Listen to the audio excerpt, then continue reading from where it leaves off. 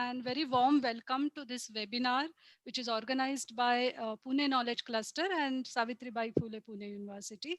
I welcome Dr. Murekar and I express my gratitude for accepting our invitation. Despite your busy schedule, sir, you have agreed to come. Thank you so much. For the participants who are new or they are just budding epidemiologists, and therefore I would like to introduce Dr. Murekar and his research work here briefly. Dr. Murekar, as you all know, is director of ICMR National Institute of Epidemiology, Chennai, and he has done post-graduation in community medicine from Government Medical College in Nagpur. He has more than 25 years of research experience, and his research interest includes infectious diseases, and epidemiology related to infectious diseases, vaccine preventable diseases, disease surveillance, and outbreak investigation. He was the principal investigator for all 4 national sero surveys that were conducted over last 1.5 years' time during this pandemic. He was awarded the Major General Sahib Singh Sokhe Award, very prestigious award of ICMR, for his contribution in the field of viral hepatitis among tribal population of Andaman and Nicobar. He has also worked with WHO, Western Pacific Regional Office, and he has more than 180 publications in peer-reviewed journals. And those who are interested in publishing their work, please note that he's editor of BMC Infectious Diseases. So we are very happy and we are very blessed to have you here, sir. I hand over mic to you and thank you very much for accepting. Thank you very much, Dr. Aarti. Maybe I'll share my slide. I hope you can see the slides as well as hear me properly. Yes, sir. Yes, we can. Yeah. Yes, please. Yeah. So, well, at the outset, let me thank Dr. Aarti and Dr. Surendra for inviting me to talk in this very important session. I also want to appreciate the initiative of Pune Knowledge Cluster and School of Health Sciences for conducting webinars for understanding and exploring epidemiology, both for medical as well as non-medical students. I was in fact going through the schedule of the timetable that was shared with me by Prachi yesterday, and I must congratulate all the participants for getting an opportunity to listen to very eminent speakers over the last 1.5 months. So basically, Aarti asked me to talk about combating infectious diseases through epidemiological research. And I thought I will use an example of the work done by several ICMR institutes, including my institute, that is National Institute of Epidemiology, and some of the prestigious medical colleges in the country, in solving the problem of acute encephalitis syndrome in eastern Uttar Pradesh in India. And basically, since all of you are students of epidemiology and all of us are students of epidemiology, I will also highlight as to what type of study designs or what type of studies we did to address the problem that came at each point in time. So I also was told that some of the students do not have a medical background. So let me briefly tell what is this acute encephalitis syndrome. In fact, this is a term which was coined by WHO about 15 or 20 years back, primarily to improve the surveillance for Japanese encephalitis. So Japanese encephalitis is a disease caused by Japanese encephalitis virus, transmitted by Culicin or Culex mosquito. So acute encephalitis syndrome is defined as, in fact, a person of any age at any given time of year. He presents with acute onset of fever and at least one of the following, that is a change in mental status, which would include symptoms such as confusion, disorientation, coma, or inability to talk, or new onset seizures, excluding simple febrile seizures. So simple febrile seizures are the seizures which children less than 6 years of age develop, but there are no sequelae following these seizures. But whereas in case of acute encephalitis syndrome, the seizures they are often associated with certain sequelae. So coming to the Eastern Uttar Pradesh AES problem. So in this in Eastern Uttar Pradesh, outbreaks of seasonal of AES have been occurring with a distinct seasonality. This outbreak used to occur in monsoon and post-monsoon months, and predominantly children were affected, and these outbreaks were associated with very high mortality. In fact, in some years, about 25% of children who had AES died. And the districts that were our divisions, two divisions of Eastern Uttar Pradesh were mainly affected because of this outbreak. One was Gorakhpur division, which has 4 districts, and other was a neighboring Basti division, which has 3 districts.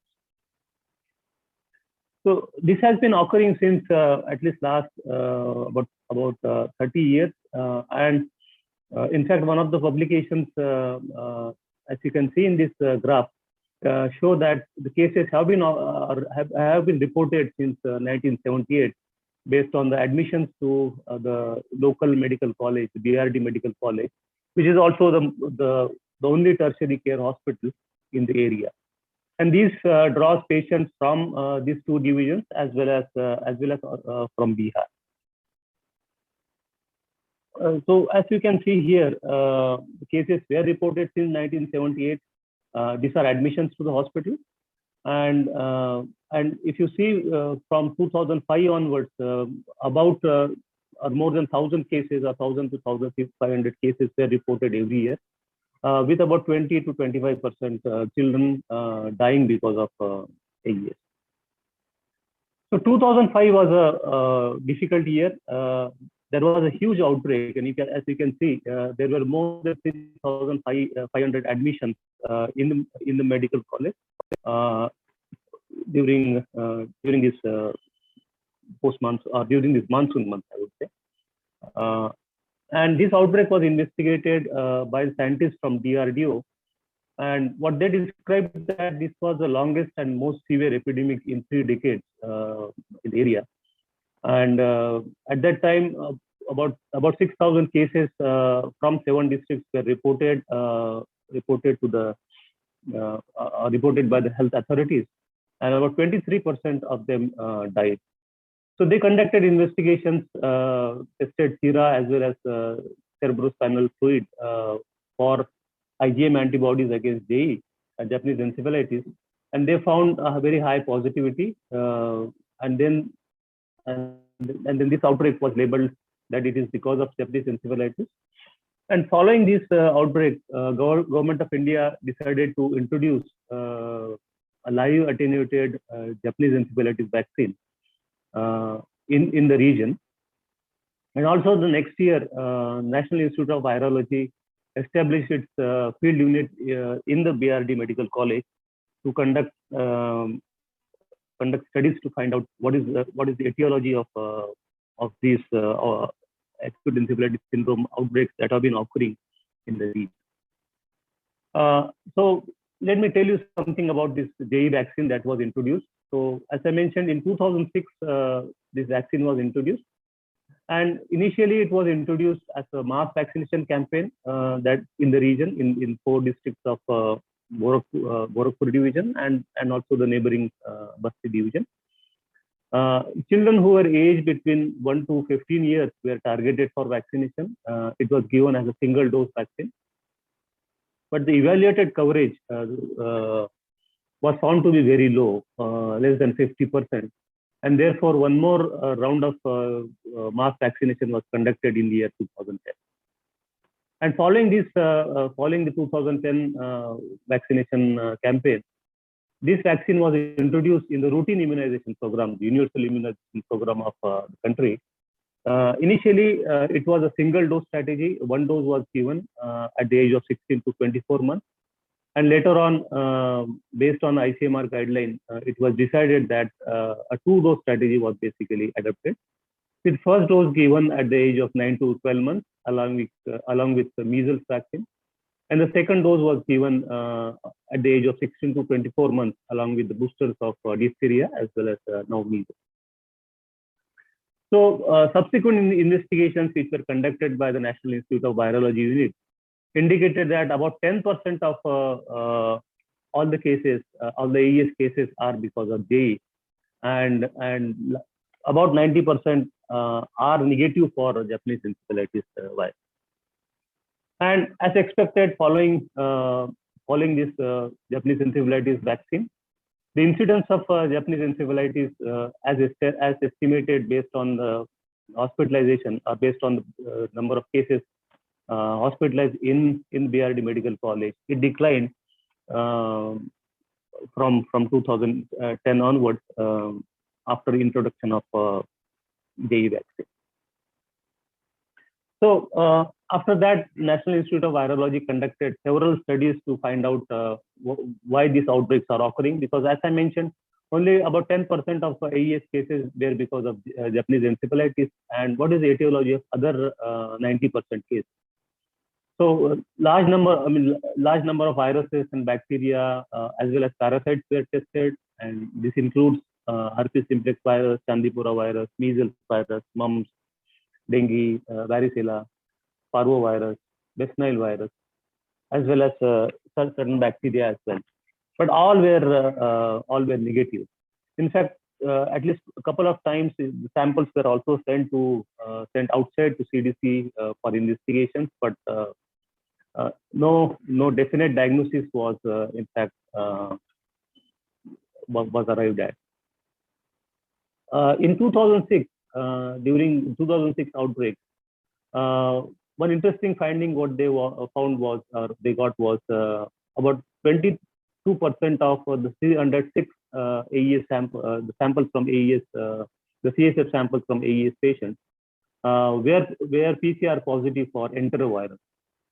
And similarly, in 2008, another institute, Sanjay Gandhi SGPGI in Lucknow, they also had a similar observation, about 41% of 90 CSF samples from the outbreak in Lucknow, AES outbreak in Lucknow and neighboring districts, they were positive for enterovirus. And therefore, it was thought that maybe enterovirus are these outbreaks, or the enterovirus are other important etiology of AES in the region. And therefore, the control measures were directed to converting shallow tube wells to deep tube wells. Because in Gorakhpur region, the water level is very small depth basically. So all the tube wells are shallow in nature, and therefore it was thought that maybe because of contamination of these shallow tube wells, there is a circulation of virus, and that's why people are getting infected, children are getting infected. So the control measures were directed to convert shallow tube wells into deep tube wells. And here you can see one example where how they have converted one of the shallow tube wells into deep tube wells. But if you see on the right hand side the graph of Japanese encephalitis negative AES cases, in fact there was no change in the incidence of JE negative cases. On the other hand, as I mentioned earlier, the incidence of JE cases declined based on the number of cases reported by the surveillance system. And also, subsequent investigation did not support or did not indicate enterovirus as the major etiology of AES in the region. So we were again at a loss as to what could be the reasons for Japanese AES outbreaks in this region.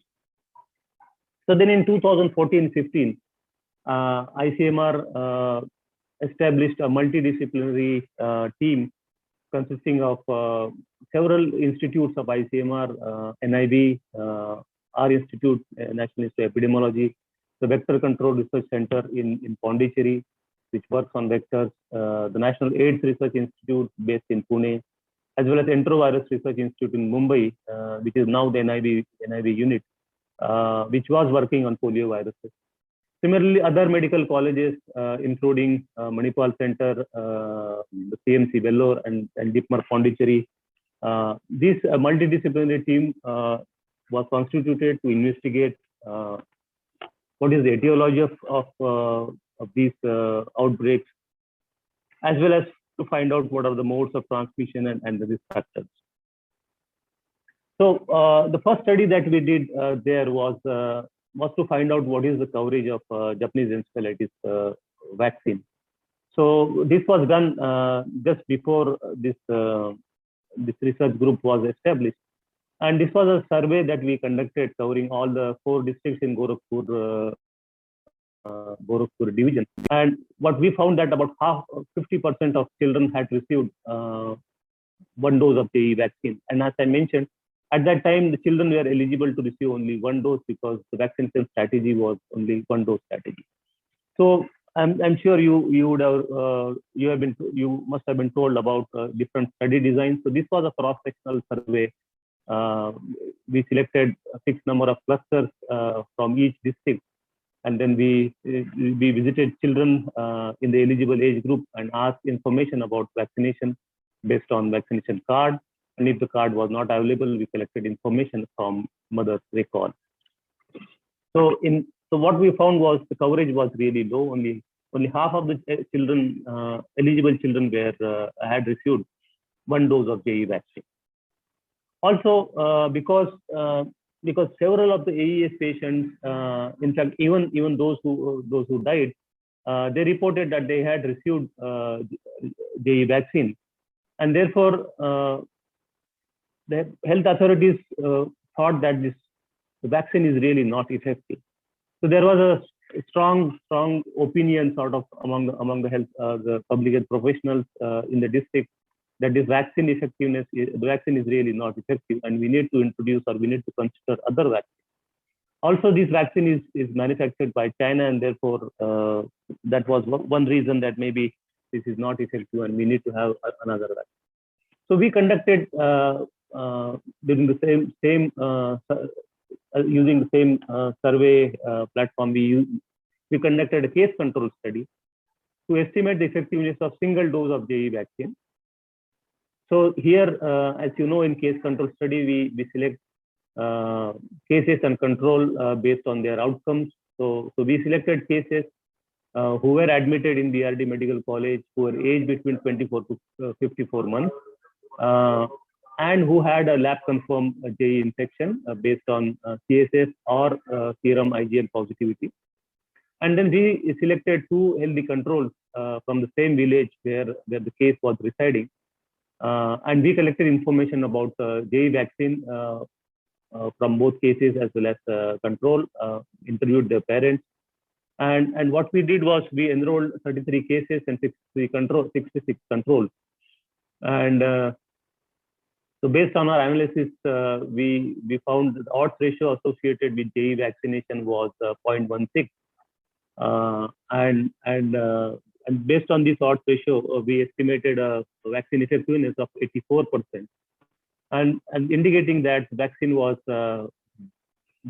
certainly was not at fault. Vaccine was effective, and this effectiveness that we observed in Gorakhpur, the effectiveness of single dose was consistent with several studies that were conducted in Nepal as well as in neighboring countries.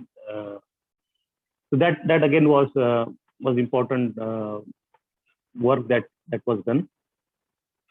Then we also repeated another survey because all the findings that of the case control study as well as the coverage were communicated with district health authorities, and subsequently they strengthened efforts towards JE vaccination because every year outbreaks were happening. And everybody were of the belief that it is primarily Japanese encephalitis, or it could be otherwise enterovirus. So we conducted one more survey to estimate vaccine coverage. This was in 2015, and by this time the second dose of JE vaccine was also introduced. So we designed the survey in such a way that we estimate the coverage of both one dose as well as two doses of JE vaccine. So let us see the left-hand side of left-hand graph. So you can see that the overall coverage in the division, in Gorakhpur division, was 51% in 2013, and by 2015, 75% of the surveyed children reported history of JE vaccination. So certainly there was improvement in JE vaccine coverage. But on the right-hand side, if you see, only 42% of children had received two doses of JE vaccine. Certainly there was an area of improvement. We also found that about a third of children who are visiting health facilities, they are missing opportunity to receive JE vaccine.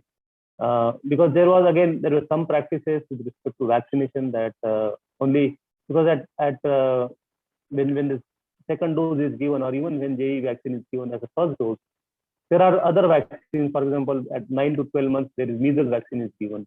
Similarly, at the age of 16 to 24 months, when second dose of JE vaccine is given, there are other vaccines given, such as the second dose of measles vaccine as well as diphtheria booster is given.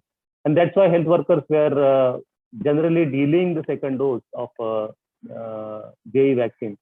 And they were asking parents to come or mothers to come after a few days because they are reluctant to give many doses of vaccine at the same time. And as a result, children or parents were not returning again to receive the second dose or the required dose. So we estimated about 1/3 of children who were in fact visiting health facilities, they were not, they missed the opportunity to receive JE vaccine. So that was another important finding which was conveyed to health authorities, and they acted upon that.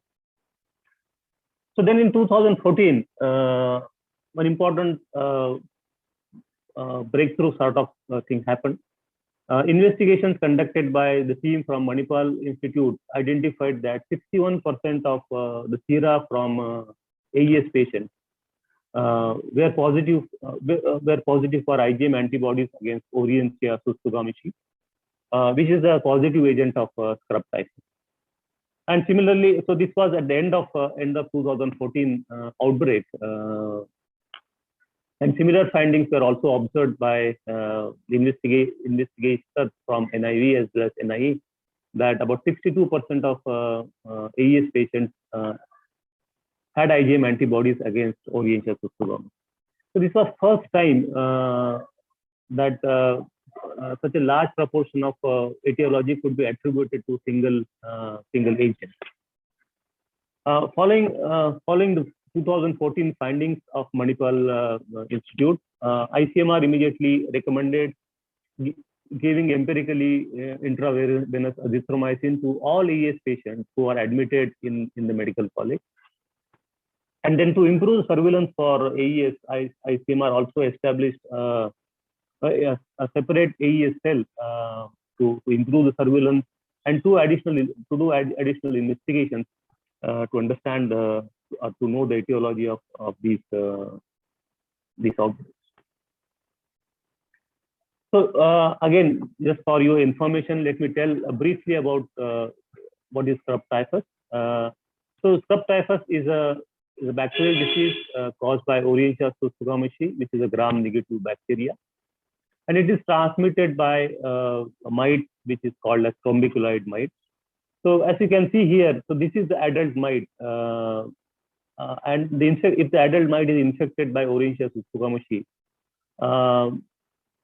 the female mite will transmit or will transfer the infection to by transovarial route to the egg, and then from the eggs, larva will hatch. Normally, the larva will feed on because larva when they hatch, they need to take a bite from a mammal, and generally they feed on small mammals or rodents or ground feeding birds. And very accidentally, humans are also sometimes bitten, especially when humans go to forests or go to areas where there are a lot of larvae. And then because of the feed, they become engorged larvae, and from there they become nymph, and then subsequently they become adult. Very, very importantly, these adults, both nymph and adults, are free living in soil, whereas this larva would be on animals, would be on small mammals or rodents, and these mites are primary reservoirs of the infection. So subsequent studies were therefore directed to understand the modes of transmission of strep typhus in the area, to identify the risk factors for infection, and to estimate the disease burden due to strep typhus in the area. So this is again for your interest. This was a clinical presentation of strep typhus positive acute encephalitis syndrome cases. So in this case series of about 230 in 2016 that we studied, the median age of patients was about 69 months, about 6 years, and almost all the cases were from rural areas. The patient presented with seizures and altered sensorium. Their median Glasgow Coma scale at admission was 8. And besides neurological involvement, they also had other presentations like hepatomegaly, the liver were enlarged, spleen was enlarged. Some patients also had rash, and also they had they presented with at least 1/3 of the patients presented with periorbital edema. On laboratory investigations, they had thrombocytopenia, platelet counts were low, and also had abnormalities of liver and kidney function. The CSF examination showed that the CSF was clear, with pleocytosis and a mildly raised protein. So indicating it's a multi-system involvement. It was not only CNS, but other systems were also involved. And very interestingly, if you see the age group of strep typhus patients and strep typhus positive and strep typhus negative AES patients, it was very similar.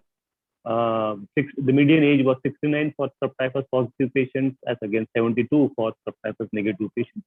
And that's why people were basically getting confused, and everything was labeled as Japanese encephalitis, which was important etiology in the region. When we inquired or talked with the mothers of the patients who were admitted, what we also observed or found that this CNS manifestation developed after median 6 days or after 6 days of fever onset. So ranging between 4 to 8 days, and so by 6 days, when patient developed CNS manifestations such as altered sensorium or seizure, they immediately admitted patients to BRD Medical College, and this is how this was an important finding we thought. And so although this was a very important or conclusive evidence that IgM antibodies were present in large proportion of AES cases, the health authorities were reluctant to accept this finding, and therefore we did another small study in 2016, and where we compared the IgM and IgG antibodies against strep typhus in AES patients as well as their household control. So this was an unmatched case control study. So our cases were AES patients who were aged less than 15 years admitted to BRD Medical College, and we collected household controls, healthy children. They were either siblings or neighborhood controls. And we tested IgM. We collected blood samples from cases as well as controls and tested for IgM and IgG antibodies against Aurencia. So what we found that among AES patients, 60%, about more than 60% of AES patients had IgM antibodies, as against less than maybe 2 or 3% in controls, giving an odds ratio of about 30. So what it basically means that those who were this AES patients had a 30 times higher odds of being IgM positive for Aurencia tsutsugamashi. Again, one important point in favor of strep typhus as an important etiology of AES in the area. Then, as I mentioned, ICMR in 2014 had recommended that all AES patients who were admitted in the medical college should be given IV azithromycin. And this started basically in 2016, 2015, because the 2014 investigations, the findings came at the end of the outbreak, and therefore the strategy of giving IV azithromycin in fact started in 2015. So this slide basically compares the case fatality of in AES patients by positivity to Orientia supremacy. So this is a 2-year data only, but if you can see here, the strep typhus, these are the strep typhus positive AES patients. The mortality or case fatality among them was 15% in 2016 and 13% in 2017, as against 36% and 30% in 2016 and 17 among strep typhus negative AES. So, which again, this was a point which at least suggested that IV azithromycin could be one of the reasons for lower mortality that was seen among strep typhus AES. Again, one more point in favor of strep typhus as the etiology of AES, as major etiology of AES in the region. So, till this time, all the studies were conducted in hospital, in the medical college, in the tertiary care hospital, but very little, there hardly any study to know as to what is happening in the field, in the community. So what we did in 2016 was we established a surveillance for acute febrile illness in 3 primary health centers, and we enrolled all fever patients who are attending these hospitals, all children basically, and who had history of fever of at least 3 days or more. And their sera were then tested for IgM and IgG antibodies, and we also tested for other etiologies. So what we found that about 18% of the fever patients had IgM antibodies, and remaining 54% had evidence of IgG antibodies. And then this made an important case for giving appropriate treatment for strep typhus, that is doxycycline or azithromycin. So what this study basically indicated that strep typhus is very common in the community, especially during the monsoon and post-monsoon months, and about 20% of the fevers are because of strep typhus, and therefore early treatment of these fevers with doxycycline or with azithromycin could prevent the progression of patients to acute encephalitis syndrome. Well, then National AIDS Research Institute conducted a sero survey to find out what is the disease burden in the community. So they conducted in fact 2 sero surveys. The first sero survey was conducted prior to the outbreak season. It was conducted in April and May, basically summer season in the region. And a total of 1,085 individuals were sampled. And second sero survey was conducted in September and December, when the outbreak was sort of receding. And the survey was designed in such a way that at least 254 individuals who were seronegative in the first sero survey were also sampled in the second sero survey. So what the investigators found that in April to May 2016, about half of the individuals who were surveyed had evidence of IgG antibodies. IgG antibodies would basically mean a prior infection by Orientia, and only 1.6% had evidence of recent infection as indicated by IgM antibodies. In September to December, that is in monsoon and post-monsoon season, this IgG positivity increased to, or the proportion was higher, 70%. And also individuals with IgM antibodies, the proportion was about 5%. So as I mentioned, they could do a repeat survey, or they could collect a repeat sample from 254 individuals who were seronegative in the first phase. And again, after repeat testing, they found that about 21% of them had evidence of either IgM or IgE antibodies. These were newly developed IgM or IgE antibodies, because all the 254 were seronegative, seronegative by April, May 2016. Again, indicating a very high transmission of Orientia, or very high transmission of Strep typhus in the region. So these findings till now indicated that these were clinical and lab findings indicated the role of Orientia, and these were primarily based on investigations conducted among patients, or AES patients, or fever patients, or even among healthy individuals. But evidence of infection in animal hosts as well as vector mites is considered as confirmatory, and then that was basically lacked. So then in 2015, the Vector Control Research Center of ICMR, which is based in Pondicherry, they conducted first survey, an entomological survey. So as a part of this survey, what they did was they laid this special trap, which is called a Sherman trap, in about 7 villages where AES cases were reported. These traps were located in peri-domestic around houses of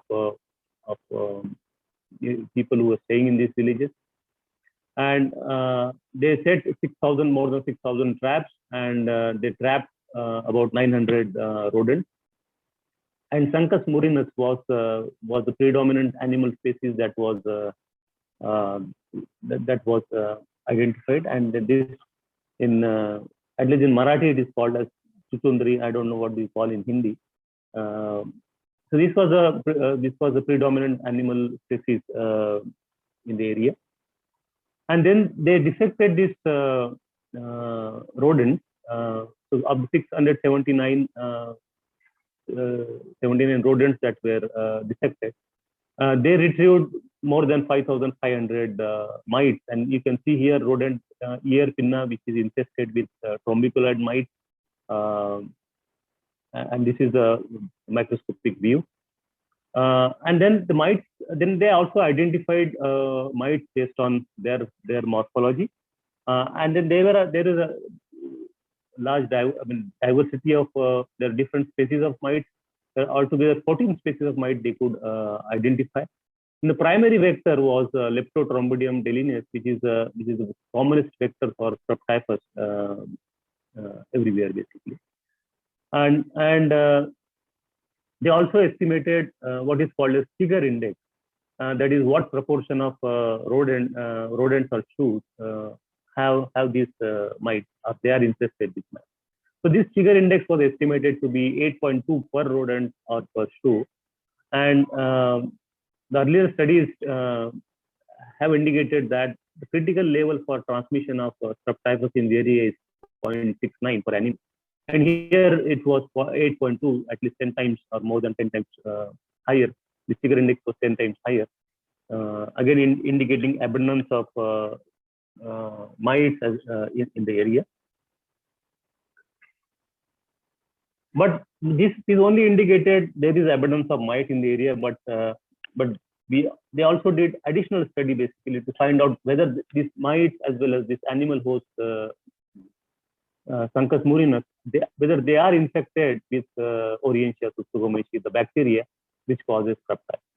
So as a part of this investigation, what they did was from the rodents, or from the Sancus murinus sample, what they did was they collected blood samples and they tested these samples for well-Felix test, and 57% of the sera which were collected from these rodents were positive for antibodies against Orientia. Again, an evidence of infection in these rodents. They also did PCR on these samples, and 20% of the sample or rodent blood samples were positive for this particular gene, which is indicative of strep typhus infection, Orientia subsugamosi infection. So again, indicating that rodents are infected both based on serology, based on the molecular test. And the next investigation they did was they also tested these mites to find out whether they are infected or not.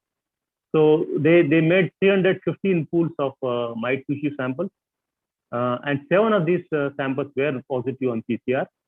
And they further did this phylogenetic analysis and confirmed the circulation of Gilliam, Carp, and TA6780 serotypes of Orientia subsugamosi in Gorakhpur region. So this was very important evidence of circulation of Orientia, the infection of Orientia in mites as well as animal hosts in the region. So another study that they did in 2016 was about the seasonality of these mites.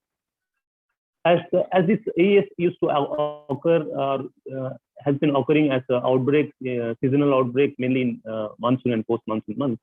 And so what they did was they did a year-round study,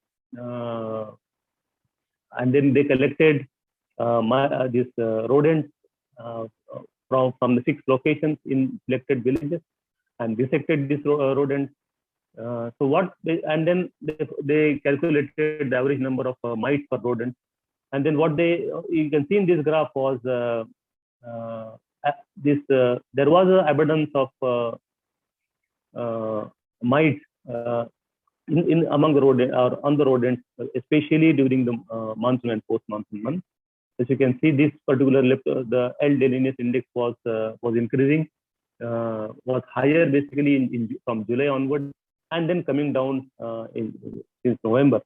And this very much correlates with the pattern AES cases that was seen in the region. Again, as you can see, the AES cases also used to peak or start rising from July, peaking in August, and subsequently declining by November. So these 2 pieces of investigation conducted among the patients, as well as among animals and mites, indicated the strep typhus is a major etiology of AES in the region. But why children, basically? So, I mean, if you see world over, it is generally this disease occurs among adults, among occupations which involve frequenting into forests. But here, children were predominantly affected, and therefore we did a study to find out what are the risk factors for strep typhus. So this was an unmatched case control study which we did in 2017. And here what we did was we established again a fewer surveillance in few health facilities, and children who are aged between 2 to 15 years were included, where basically their blood samples were collected, and those who were positive for IgM antibodies were considered as controls, and those who were negative for both IgM as well as IgG antibodies, indicating that they did not have any exposure to Orientia in the past, as controls. So altogether we took 155 cases and 406 controls in our case control study. So we went back to their houses, because when we enrolled these fewer patients, we also collected their phone numbers, their detailed addresses. So we went back to their houses and we collected information about their behavior, their housing types, and the practices that they follow. So what we found was the recent exposure to outdoor environment was an important risk factor. And this outdoor environment was primarily through open field defecation, as well as playing in agriculture field. So this was another important exposure, and also visiting the field. So, and also houses where which used to store fuel, especially wood or cow dung inside the house. Such houses were at a higher odds of developing Strep typhus. So these were the important risk factors identified. So based on this information, communication messages were designed that first was first because of Swachh Bharat open field defecation in the area declined, and also a lot of toilets were built, and also communication messages were delivered in such a way that unnecessary exposure in terms of playing in agricultural field or visiting field should be avoided by the children.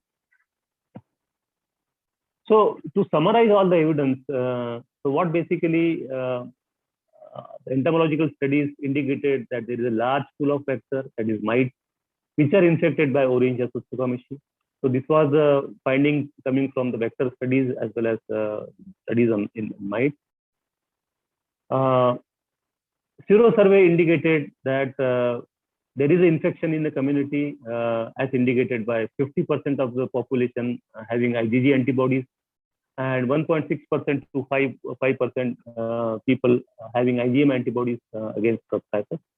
So indicating that infection are common in community, but we know that most of the infections are asymptomatic in nature. They are going to get cured on their own, and very few of them basically develop fever, as indicated by the acute febrile illness surveillance, which indicated 18% of fevers are because of Strep typhus. And among these fevers, a few of them develop acute encephalitis syndrome. And what we were seeing, or what earlier investigations we are seeing, is when you see in hospital, most of the cases who come to hospital with AES, about 60% of them had IgM antibodies against Strep typhus. So this is what putting all evidence together. So based on this evidence, we made three important recommendations to Government of Uttar Pradesh. And first was giving IV azithromycin to all AES patients hospitalized in BRD Medical College, which was in practice since 2015. And then we also recommended treating fewer patients with doxycycline or azithromycin earliest. And third important recommendation that we gave was maintaining high coverage of JE vaccine, because JE continued to be an important etiology, accounting for at least 10% of all AES patients. So while Government of Uttar Pradesh accepted all these findings, the treatment of fewer patients with doxycycline, there was a lot of resistance from the private practitioners in the area, and therefore we conducted one more study of giving doxycycline or azithromycin presumptively to AES patients attending peripheral health facilities during monsoon and post-monsoon months. So, and then because presumptive means without making any laboratory testing, and we thought presumptive treatment would be a better strategy here, primarily because the facilities for lab diagnosis of Strep typhus are not available in PHCs in Gorakhpur, or for that matter anywhere in India. Also, serological diagnosis in initial phase or at least within 7 days of illness is really tricky. Also, the rapid diagnostic test, testing of all fever patients with rapid diagnostic test is going to be very costly, because as we saw, only 20% of all fevers were because of Strep typhus. And also, public health facilities, the PHCs are very overburdened because of large number of patients. Physicians may not have enough time to actually look for Ishar, which is a pathognomic sign of Strep typhus. And also, there is a tendency of the local people to rely on traditional healers, and which therefore could delay in health seeking. Patient may report to health public health facilities late, and therefore we thought of this presumptive treatment strategy. So what we basically did was we trained medical officers from 3 block primary health centers in the area, and we basically presented the findings of our investigations till date. And then we also told about the rationale for giving presumptive doxycycline or azithromycin treatment. And then we enrolled fewer patients consecutively, and then we followed these patients as to find out whether they were how many of them developed basically AES. So we enrolled 930 patients over I think 2 months period, and we could follow 725 of them. Of these 725, we had collected information about whether they received doxycycline or not when patient left the health facility. So of these 725, 621 had received doxycycline, whereas 104 did not receive doxycycline. So on telephonic follow-up, we found that 6 of these 621 had developed AES and were admitted in BRD Medical College, giving an incidence of 0.96% over a two-month period. Whereas in the other group, 5 of the 104 febrile patients developed AES with incidence of 4.8%. So based on these 2 incidences, we calculated the relative risk of developing AES associated with the preventive treatment, which was 0.2, and with the effectiveness of 80%, indicating that preventive treatment was effective. Its effectiveness 80% in preventing progression of fewer patients to AES. So this is my last slide. This slide basically shows the number of AES patients hospitalized in BRD Medical College since 2014, and also the case fatality associated with that. And as you can see, over the years, the number of cases have declined, and especially the mortality because of AES has come down, has reduced drastically. I won't say the job is full done. We still need to continue the implementation of this strategy, strengthening a JE vaccination program in the area. And we also, still there are at least 20% of the patients where etiology is still not known, which are not positive for subtypes. We also need to invest or at least identify what is the etiology of these patients in the area. So thank you very much for giving this opportunity, and I will be happy to answer any questions. Yes, thank you so much, sir. You have very beautifully explained how epidemiological research and various study designs have helped in evolving research and strategy, and finally you could give some practical solution to resolve the problem. That was explained very beautifully. Sir, in this connection, as we understand that more emphasis was on multidisciplinary team, so entomologists, clinicians, epidemiologists. What would you say about other determinants of health? We talk about social determinants of health. We also talk about community participation. So what was the role of these determinants? Yeah, I mean, in fact, this is a very important or very good question. In fact, National AIDS Research Center, Research Institute, in fact, conducted studies primarily to find out what is the health-seeking behavior of the patient. Because one important finding was there is a delay. So after development of fever, patients had CNS manifestations after about a week, and after the CNS manifestation, they come to us. So there was a delay in seeking care, seeking health care. So this part was investigated by National AIDS Research Institute, the social scientists from there. And again, as I mentioned, there was an over-reliance on traditional healers. This is because most of the villages have these traditional healers, or they will be visiting these villages. And if a child has fever, this is a tendency that parents will show the traditional healer rather than taking him to the PHC where the treatment is available. So this was certainly investigated by the social science. Right. Oh, okay. And in order to continue our efforts to control the problem that we see, community engagement is equally important. So what do you think about that, sir, and whether community was involved? Yeah, here, I mean, one important barrier that we found was the private practice. So they were not willing to buy this idea that it is subtype. I mean, as simple disease as subtype. So, and so for couple of years after this diagnosis was, or this was identified, even then they were not prescribing doxycycline, or they have been, because we conducted a series of patients with private practitioners through IMA, through IAP in the region, trying to tell what are our findings, and therefore what is why we should give doxycycline early, because the lab tests are not available in the region, or and therefore subsequently many of them got convinced, and probably the decline that we are seeing in number of cases could be because of that.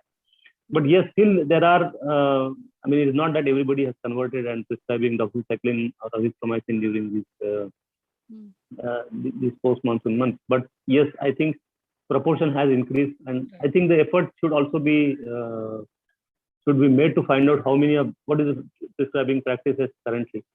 With respect to communities' health-seeking behavior, I think we also need to do some studies whether what is the treatment seeking for fevers, especially during this season. Such studies are certainly required. I agree with you. Right, and how to change existing behavior. behavior. Yeah, of course. Yeah. Sir, in this, based on your experience with JEE, there are two questions. What would be your suggestion or advice to young researchers? How do they select a topic? How do they go about doing research? How do they progress their career in epidemiology? Yeah, I mean, couple of things I would say. One is something which affects a large proportion of population is, I mean, need to identify a problem which is of public importance in the area. One important thing. The second thing is that you may not get answer immediately, or you may not get results immediately. And this was a classic example, because later on many people questioned why it took so much time. It was Staph virus, you could have diagnosed much earlier.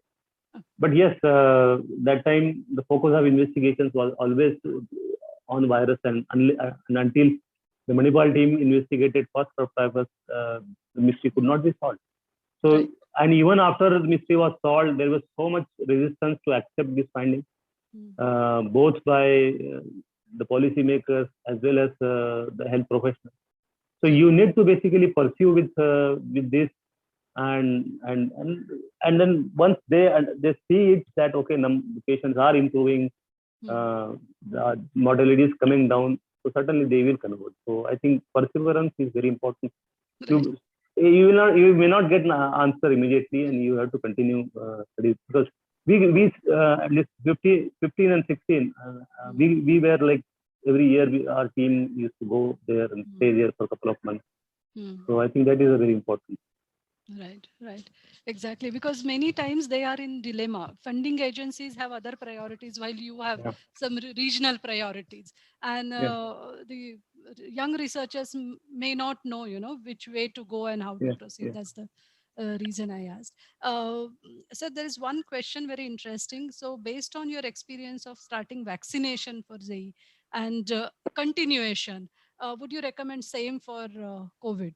I know it's not directly related to what you spoke today, but if you...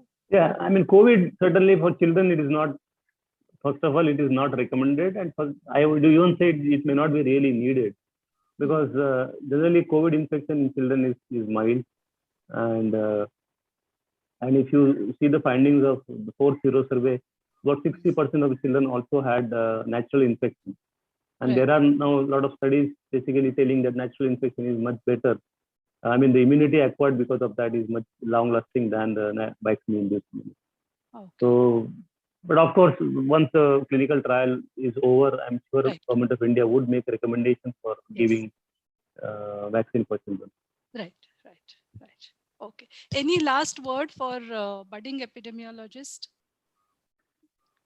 Yeah, I mean, I will only say that you have to keep on pursuing, because you may not get answer immediately. I mean, so you keep on trying, and also it is better. I mean, working with community is always good, because as I mentioned, earlier investigations till 2015 all were done in hospitals. I mean, nobody really went to the community to find out what is happening.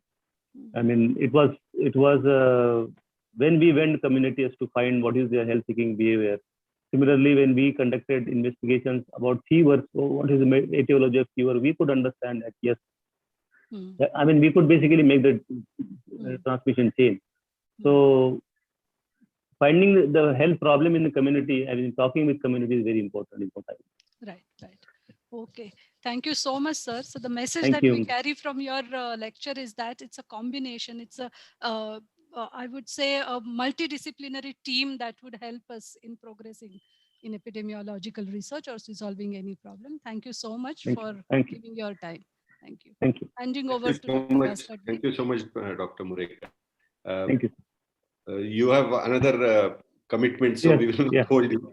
Okay. Thank you. Thank you. Yeah, but if there are any questions from the audience, please you can email me or WhatsApp me. And I think the participants can directly email you with a copy to Dr. Aarti, so that she's also in the loop. Yeah. Okay. Because there are several questions on the chat, but if you can just copy and send it to me, I will be very happy. Right. Yes. Thank you. Thank you very much. Thank you. Thank you so much.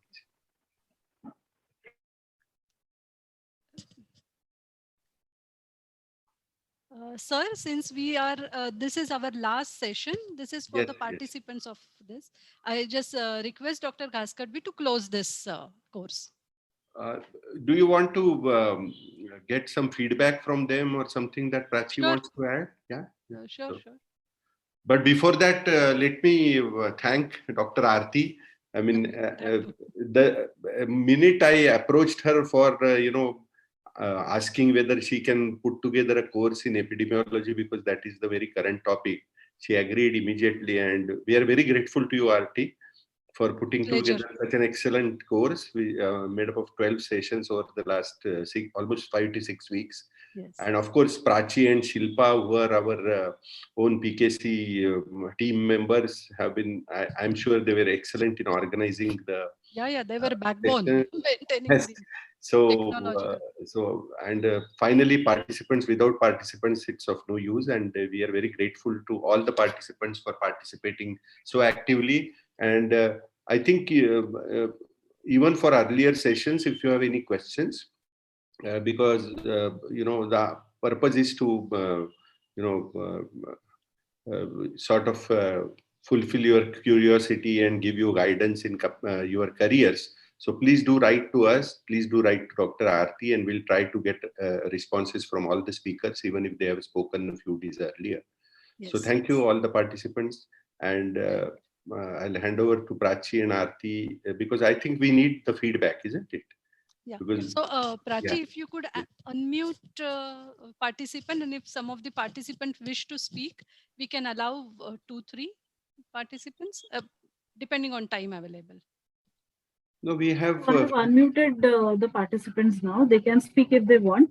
So just so if we have any participants, if you have any suggestions, you can feedback about. A couple of them can speak because we have a few minutes. I know. Yeah. I am Gopal, and good morning to you all. It's a really useful one. It's not for me, at least. I am in epidemiology from Central University. Other students, it will be really useful. Very, very informative. You have arranged a wonderful talk from all the people, eminent people. That's what I would like to say. Anyway, I have informed all my students, our students, to participate in this one. Most of the students have participated, and they were also telling about it's a useful information. Thanks to you all. Very good. Thank you very much. Dr. Gopalan, may I request you to please show yourself for a minute so that we know who's talking? Yeah, just 1 minute, sir. My camera is not all right. Just a few minutes. Okay, no problem. But thank you for your very kind words, and under capacity building. Thank you, sir, because we have to thank you, because it's not easy job to do all the things. You people have taken so much, collecting all the people in one table. Right. That's one of our mandates. I'll be back in 2 minutes. Okay. Right. Okay. Anybody else who wishes to speak? Morning, sir. Yes, please. Dr. Anita. Yeah, good morning, sir. I am Dr. Anita Naule from Bharati Vidyapeeth College of Nursing. Okay. So I am working as an assistant professor here. I am from the community health nursing department. This was my first time attending such a workshop for so many sessions. It was a really good planning and really good speakers we got, and we got a very good knowledge from them. I got very practical points from them.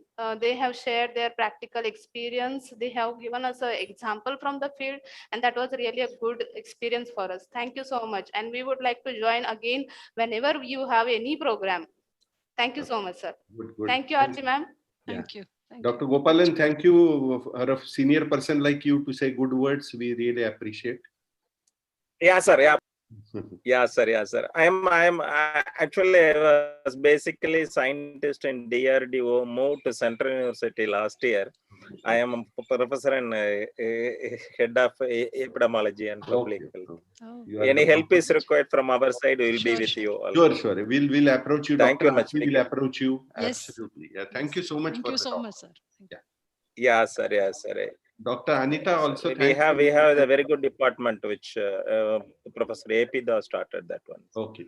Thank you, sir. Bye bye. Thank you, sir. Thank you very much. Anybody else who wishes to Thank you. speak? The last one probably. Yes, sir. Good morning, everyone.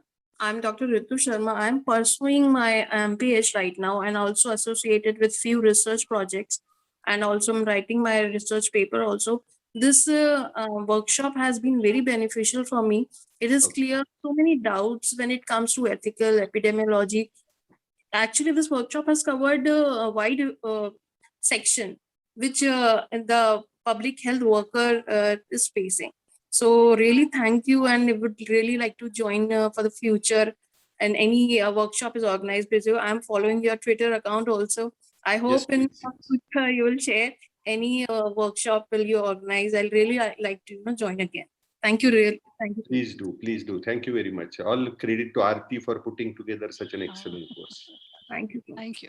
So we will send feedback form, Prachi, so that we get response from We will be soon, maybe in day or two, we'll send the feedback form to you all. And then based on that, the feedback form and also the attendance, we will also send you the certificate. But the certificate will at least take 20 to 25 days. So please bear with us. It will take some time for, because we have to check the attendance and your feedback also. So it is based on your feedback and your attendance, but the feedback can be bad. We will still give you the certificate because we want to improve. So don't be under the impression that the feedback has to be good for certificate. It will be dependent on receiving the feedback, whatever it is, and sufficient attendance. And please let us know how we can improve. Okay. Yes, that's more important to us. The feedback is very valuable to us to improve, what, or to organize further courses, what we have to do. So also many participants are saying in the chat box that whether we will get the recordings of this session. So yes, we will be putting it on YouTube, but that will also take some time because we have to edit and put it. But once it is there on YouTube, we will send an email to everyone, or you can keep on checking our YouTube channel for it. There are a lot of sessions that are already archived on our YouTube channel.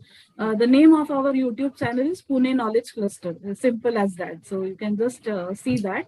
Other thing is regarding all the other workshops. Just one point for these people is that our first course was on vaccine production and vaccine distribution by Serum Institute. So people attending this may find it useful. I think it is available on YouTube. So please go and check that.